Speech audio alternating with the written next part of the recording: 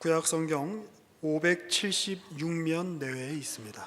열왕기하 9장 1절에서 10절 말씀입니다. 봉독합니다. 선지자 엘리사가 선지자의 제자 중 하나를 불러 이르되 너는 허리를 동이고 이 기름병을 손에 가지고 길르앗 라못으로 가라. 거기에 이르거든 님시의 손자 여호사밧의 아들 예후를 찾아 들어가서 그의 형제 중에서 일어나게 하고 그를 데리고 골방으로 들어가 기름병을 가지고 그의 머리에 부으며 이르기를 여호와의 말씀이 내가 네게 기름을 부어 이스라엘 왕으로 삼노라 하셨느니라 하고 곧 문을 열고 도망하되 지체하지 말지니라 하니 그 청년 곧 그 선지자의 청년이 길르앗 라못으로 가니라. 그가 이르러 보니 군대 장관들이 앉아 있는지라. 소년이 이르되 장관이여 내가 당신에게 할 말이 있나이다. 예후가 이르되 우리 모든 사람 중에 누구에게 하렸느냐 하니 이르되 장관이여 당신에게니이다 하는지라. 예후가 일어나 집으로 들어가니 청년이 그의 머리에 기름을 부으며 그에게 이르되 이스라엘 하나님 여호와의 말씀이 내가 네게 기름을 부어 여호와의 백성 곧 이스라엘의 왕으로 삼노니 너는 내 주 아합의 집을 치라. 내가 나의 종 곧 선지자들의 피와 여호와의 종들의 피를 이세벨에게 갚아 주리라.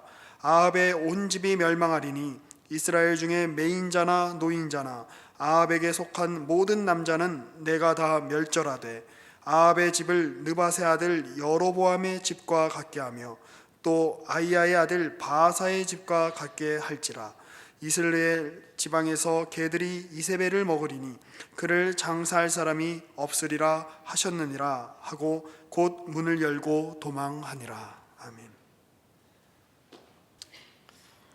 지난 시간에 엘리사가 아람 왕 벤하닷을 대신해서 하사엘에게 기름 붓는 장면을 우리가 말씀을 통해 살펴봤습니다. 그리고 나면 8장에 있는 말씀인데요, 8장 이후에 16절부터 마지막 절에 이르기까지 유다 왕 이야기가 다시 나옵니다.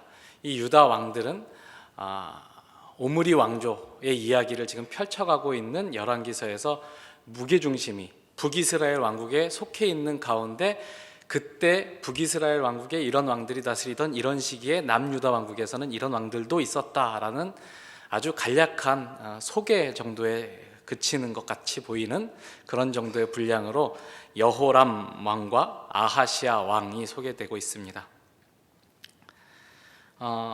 여호사밧이라는 아주 선한 왕이 남유다 왕국에서 다스리고 있었을 때 이 선한 여호사밧 왕이 한 가지 실수를 하게 됩니다. 그 실수가 무엇이냐면 아합의 집안과 화친해서 사이좋게 지냈다라는 것이죠. 그것이 여호사밧이 다스리던 시기에 참 아쉬웠던 한 가지인데요, 나아가서 이 여호사밧 왕은 아합의 딸과 자기 아들을 결혼시킵니다. 그래서 여호람 왕, 그러니까 16절부터 소개되고 있는 이 여호람 왕은 아합의 딸 그러면 우리가 좀 이렇게 감이 좀 떨어지는데요, 이세벨의 딸과 결혼을 하는 겁니다. 18절에 보면 그가 이스라엘 왕들의 길을 가서 아합의 집과 같이 하였으니 이는 아합의 딸이 그의 아내가 되었음이라. 그가 여호와 보시기에 악을 행하였다, 이렇게 되어 있습니다. 여호람 왕을 소개하면서 그는 악한 왕이다. 그가 얼마나 악한 왕이었냐면 아합의 집과 같이 되었다. 아합의 집이나 그 유다 왕국 여호람의 집이나 별로 다를 바가 없게 되었다. 왜? 그가 아합의 딸과 결혼했기 때문이다. 이렇게 이제 이야기를 이끌어가고 있는 것이죠.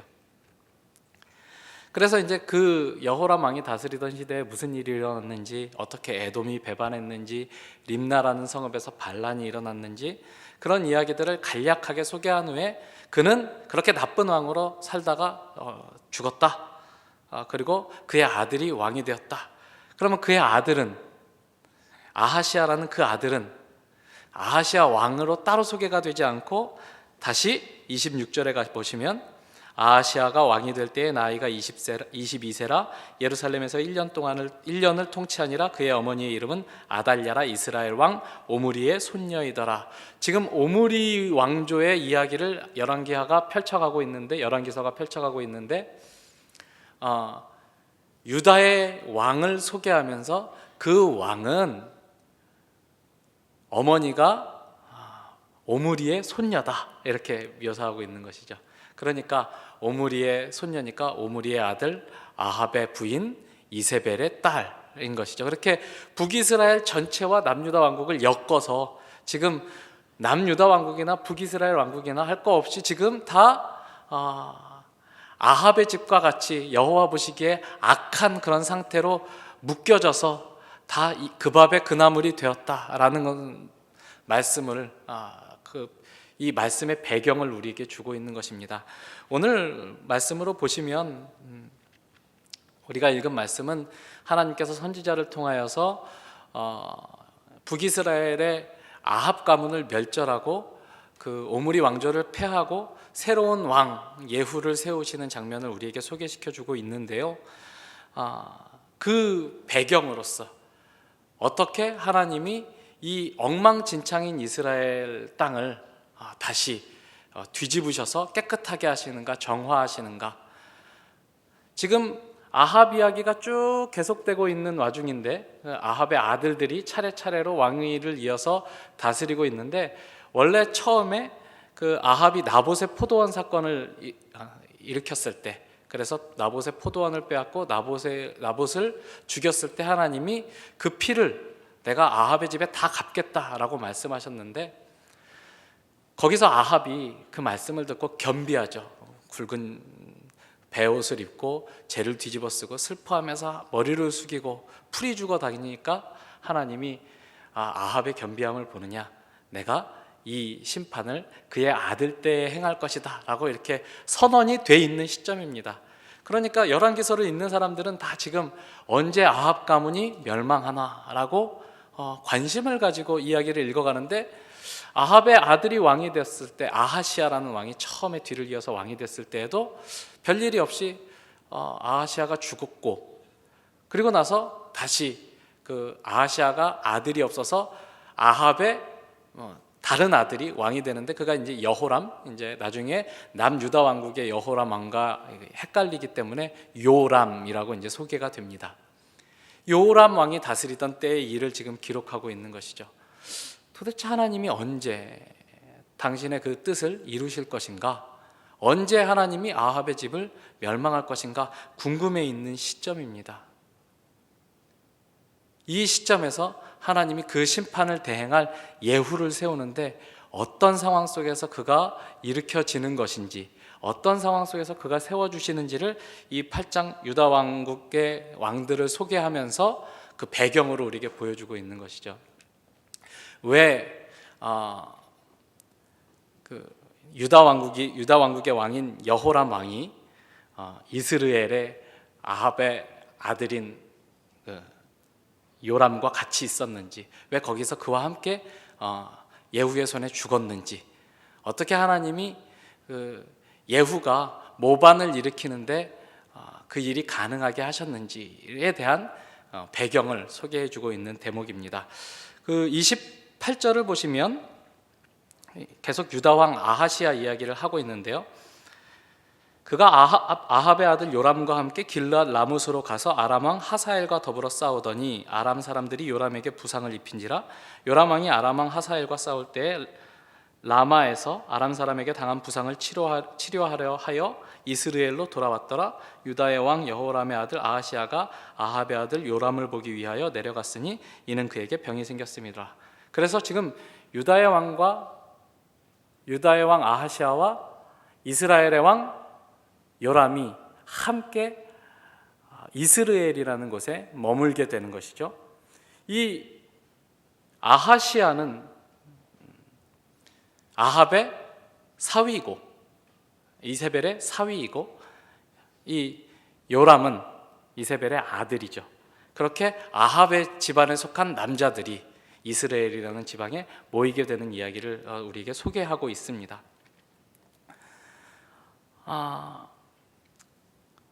이 본문을 이렇게 보면서 설교를 어떻게 할까 하다가 잠깐 그러니까 우리가 결혼을 잘해야 됩니다.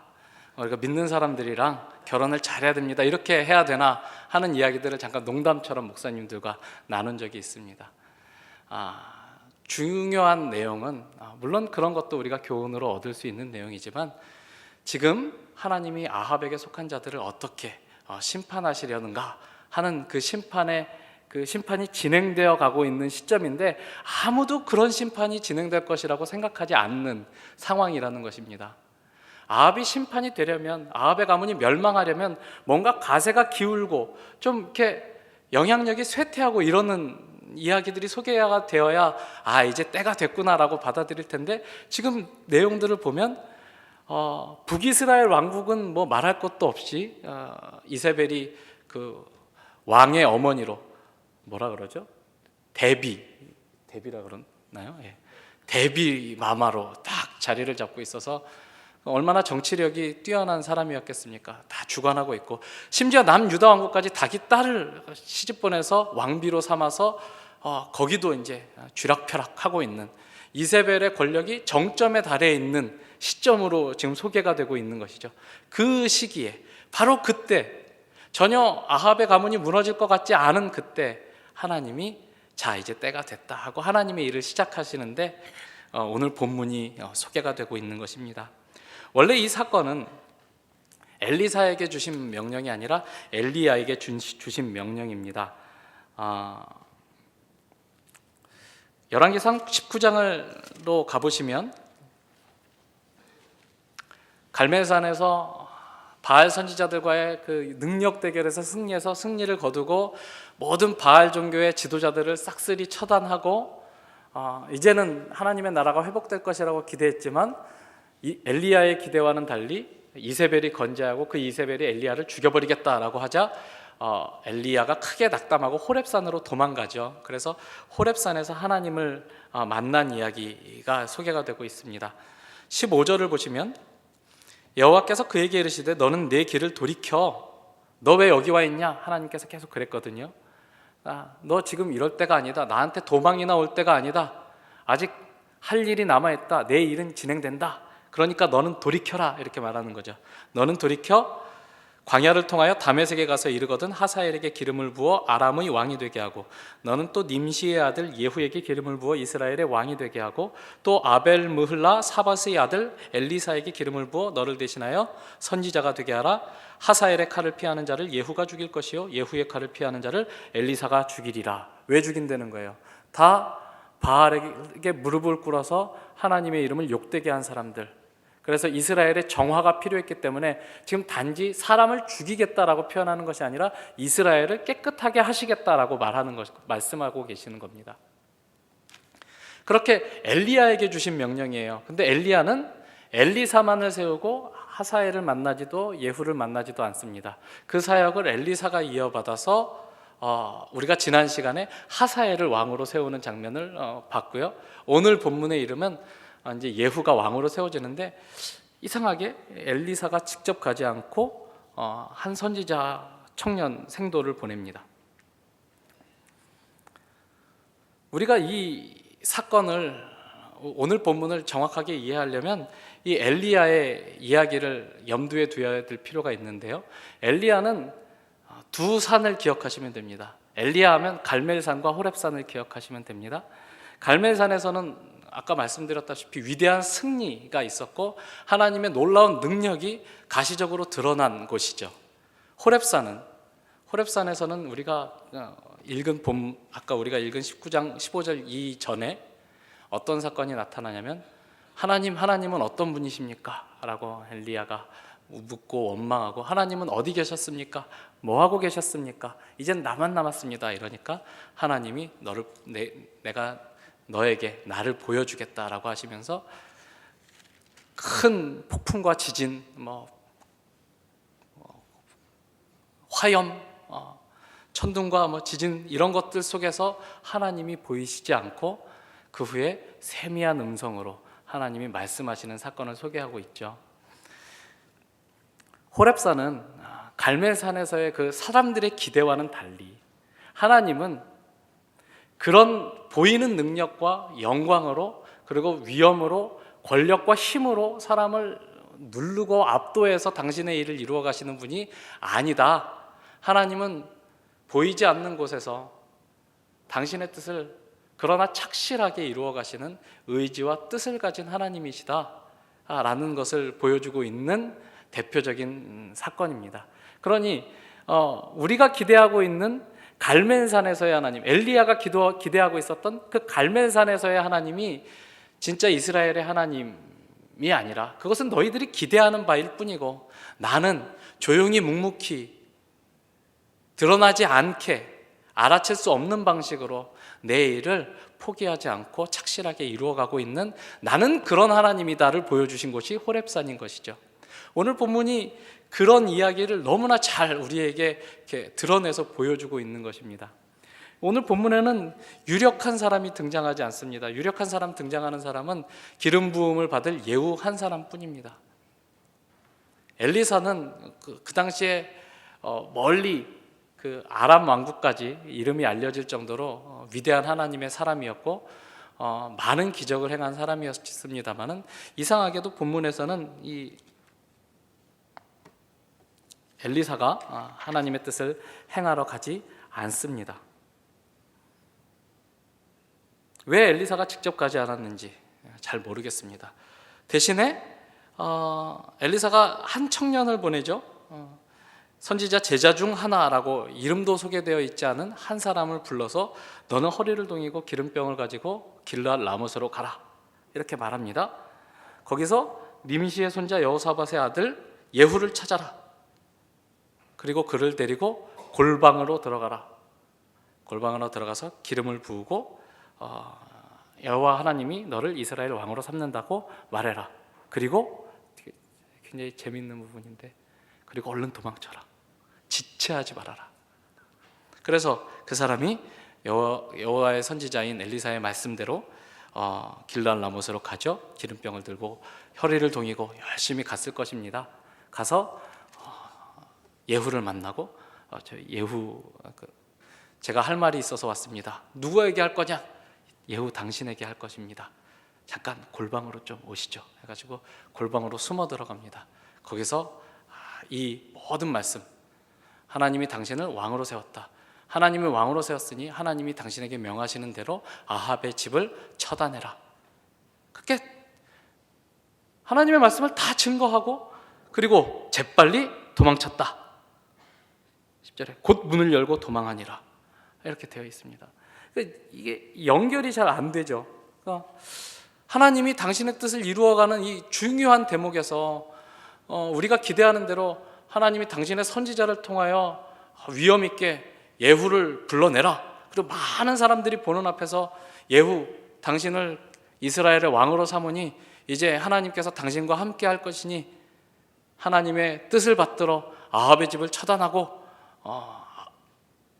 이스라엘을 똑바로 세우도록 해라, 이렇게 기름을 붓고 예후와 함께 딱 이스라엘로 가서 아합의 집을 처단하고 사마리아로 입성하는 그런 그림이 기대가 되어야 하는 시점인데, 하나님은 굉장히 은밀하게 모를 사람 하나 보내서 얼마나 그 사람이 이렇게 그 중량감이 없는 사람이었는지는 그 11절에 보시면 나옵니다. 예후가 기름 부음을 받고 이제 다시 원래 그 군대 장관들이 모여 있던 그 회의 장소에 들어가니까 군대 장관들이 이러는 겁니다.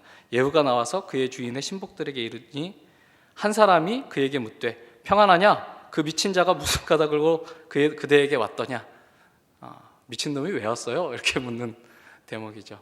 얼마나 중량감이 없었으면. 만약에 엘리사가 거기 왔더라면 아마 모두가 다 일어나서 머리를 숙여 인사했을 것입니다.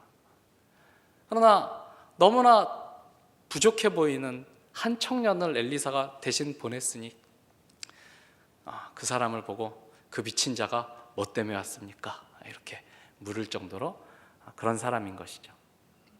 게다가 많은 사람들이 보는 앞에서가 아니라 골방에 들어가서 굉장히 은밀하게 예후에게만 그 사건, 그 말씀을 전달하고, 그리고 기름을 부었고 도망치는 것 아닙니까? 도대체 하나님은 왜 이렇게 일하시는가? 하나님은 도대체 왜 이렇게 다른 사람이 이렇게 납득하지 않고 수긍이 가지 않는 방식으로 일을 하실까 하는 생각이 이 말씀을 읽는 내내 드는 것이죠. 그렇지만 여기 이 사건에 이르기까지 조성되어 있는 환경들을 이렇게 우리가 하나씩 살펴보면 지금 모든 일들이 하나님의 뜻을 이루기에 합당하게 굉장히 잘 조직되고 준비되고 기획된 것처럼 그렇게 보입니다. 첫 번째로 길랏 라못에서 전쟁이 일어났다라고 합니다. 길랏 라못은 이스라엘의 아주 대표적인 곡창지대입니다. 그러니까 길랏 라못을 먹으면 경제력이 그만큼 수직 상승하고, 길랏 라못을 아람에게 빼앗기면 그만큼 이스라엘이 궁핍해지기 때문에 이스라엘은 절대로 포기를 할 수가 없습니다. 그래서 이 길랏 라못이 아람과 북이스라엘 사이에 굉장히 큰 분쟁 지역이었죠. 그의 아버지 아합의 때에도 아람 왕 베나닷과 싸웠고, 지금 그 아들 여호람 왕 때에도 요람 왕 때에도 베나닷을 죽이고 새로 왕으로 오른 하사엘과 그 길랏 라못에서 싸우는 겁니다.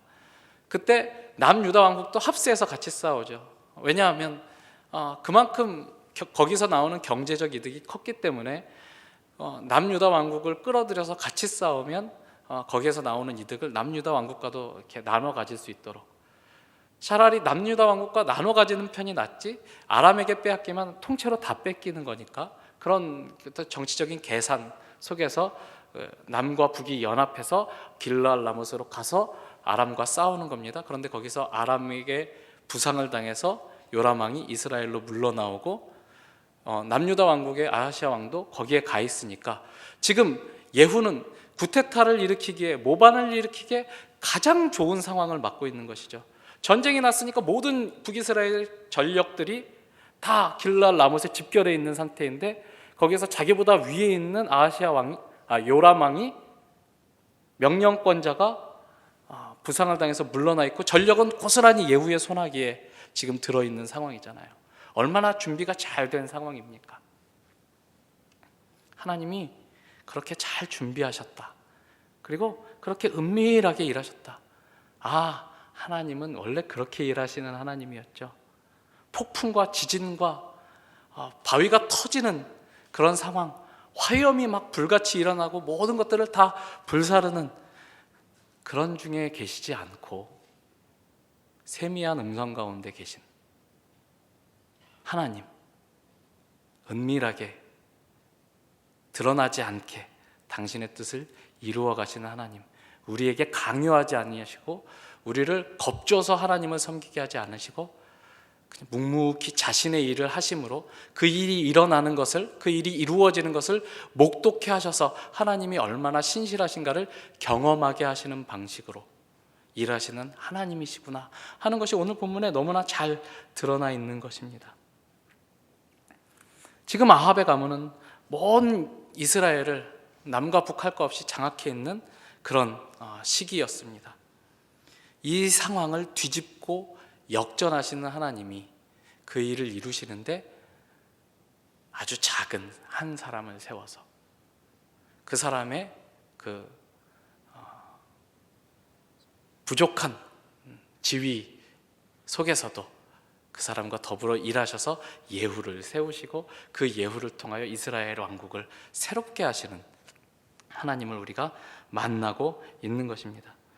역사와 운명은 겉으로 드러난 어떤 힘과 권력과 자기가 가지고 있는 재화와 재능에 달려있는 것이 아니라, 그런 것들로 움직여지는 것이 아니라 하나님의 뜻하심, 하나님의 계획, 그런 것들을 통해서 알 수 없는 방식으로 은밀하게 골방에서 이루어지는 것이다. 하나님께서 오늘 본문을 통해서 우리에게 이렇게 시청각적으로 보여주시고 있는 것이죠. 시편 2편을 한번 우리가 봤으면 좋겠습니다.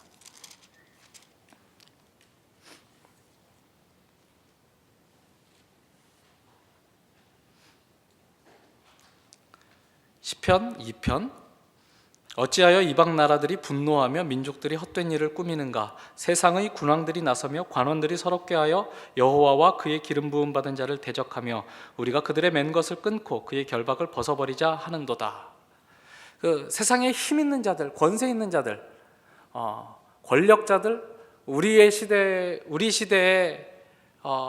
모습으로 이렇게 표현으로 하자면 재벌들, 정치적 권력을 가진 사람들, 뭐 힘 있는 어둠의 그 세력가들, 이런 사람들이 다 하나님의 뜻과는 상관없이 우리 마음대로 살아보자, 우리가 앞장서서 우리의 원하는 대로 세상과 역사를 움직여보자, 이렇게 떨치고 일어나는 장면들을 묘사하고 있는 거잖아요. 그때 어떻게 한다고요? 4절에 하늘에 계신 이가 웃으심이여 주께서 그들을 비웃으시리로다. 그때 분을 바라며 진노하사 그들을 놀라게 하여 이르시기를 내가 나의 왕을 내 거룩한 산 시온에 세웠다 하시리로다. 그들이 떨치고 일어나서 시끄럽게 하고 자신의 강함을 자랑하고 자신의 세력을 자랑하고 자신이 얼마나 영향력 있는가를 증거할 때 하나님은 비웃으신다. 왜요? 역사와 우주를 주관하시는 분은 하나님이시니까. 너희들이 아무리 그래봤자 나는 내 왕을, 내가 기뻐하는 자를 내 거룩한 산 시온에 세웠다. 그리고 9절 네가 철장으로 그들을 깨뜨리며 질그릇같이 부수리라 하시도다. 하나님의 택함을 받은 하나님께서 세우신 그 왕에게 네가 철창으로 그들을 부술 것이다. 질그릇같이 깨질 것이다. 철창으로 질그릇을 깨기란 얼마나 쉬운 일입니까? 그렇게 깰 것이다. 그래서 10절에 그런즉 군왕들아 너희는 지혜를 얻으며 세상의 재판관들아 너희는 교훈을 받을지어다. 세상에 스스로 힘 있다고 생각하고 스스로 지혜 있다고 생각하는 모든 사람들, 권력자들아, 너희들이 가진 힘이 전부가 아님을 깨달아라. 지혜를 얻어라. 여호와를 경외함으로 섬기고 떨며 즐거워할지어다. 그의 아들에게 입맞추라. 그렇지 아니하면 진노하심으로 너희가 길에서 망하리니 그의 진노가 급하심이라. 여호와께 피하는 모든 사람은 다 복이 있도다. 결국은 하나님이 다스리신다. 결국은 하나님이 세상의 역사를 주관하신다. 잠시 그렇게 보이는 것일 뿐 그들이 우리의 운명을 쥐고 있지 않다.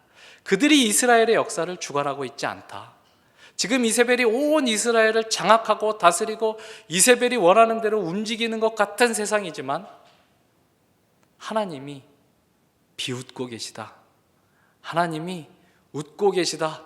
하나님은 당신의 왕을 이미 세우셨다. 하나님의 아들에게, 그의 아들에게 입맞추라. 그렇지 아니하면 진노하심으로 너희가 망할 것이다. 시편이 그 이야기를, 이 열왕기서의 이야기를 시적으로 우리에게 알려주고 있는 것이죠. 여러분, 새해가 시작됐습니다. 어떤 계획을 가지고 계시나요? 조금 더 큰 영향력을 갖고 조금 더 높은 자리에 오르고 조금 더 자아를 실현하는 일들을, 우리는 다 그런 것들을 원하고 세상에서도 그런 것이 가치 있는 것이고 좋은 것이라고 우리에게 말합니다. 그리고 그 가치를 인정받은 사람들이 너도 나도 할 것 없이 일어나서 큰 소리로 세상은 이렇게 사는 거야 저렇게 사는 거야 라고 말합니다. 하나님은 그들의 안중에 없습니다.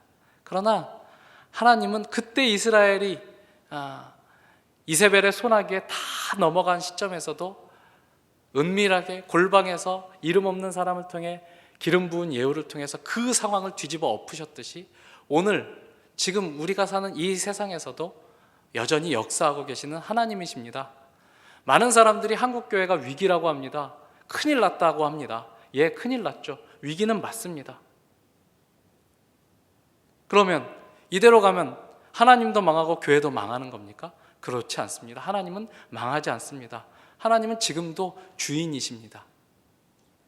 우리가 취해야 될 자세는 이세벨이나 예후나 다른 모든 그 권력을 추구하는 사람들처럼 권력 지향적인 그런 자세로 살아야 되는 것이 아니라, 비록 이름이 없고 또 하나님의 뜻을 말하지만 사람들이 들어주지 않고 콧방귀치고 미친놈이라 그래서 그 말을 하고 얼른 도망쳐야 되는 그런 부족한 상황일지라도 하나님의 뜻에 순종하는 사람, 하나님의 뜻을 믿고 기다리고 그 뜻을 이루기 위해서 하나님의 뜻에 복종하는 사람, 순종하는 사람을 하나님이 필요로 하시는 것이죠.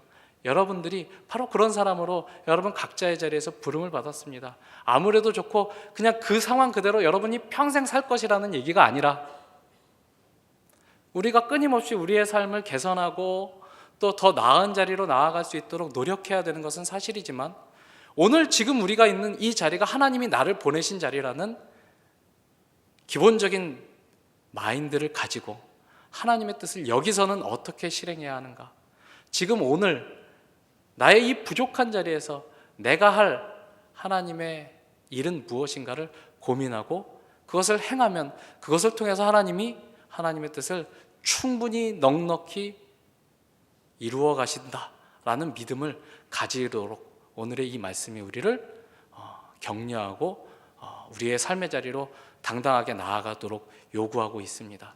여러분들, 아까 우리가 찬양을 드렸죠. 주 예수의 이름 높이세, 온 땅을 덮는 깃발처럼. 하나님의 영광이 온 땅을 물이 바다 덮음같이 덮을 것입니다. 기도로 무기 삼고 가면 여러분들 승리하기를 원합니다. 그러나 겉으로 보기에는 오늘 하나님이 당신의 뜻을 이루어가고 있지만 겉으로 보기에는 아무 일도 일어나지 않는 것 같은 이 상황이지 않습니까? 오늘 본문이 웬 미친놈이 와서 떠들고 가는 것 같은 그런 별다른 것 없는 그 상황에서 하나님이 당신의 일을 결정적으로 반전시킨 이 놀라운 것을 보면서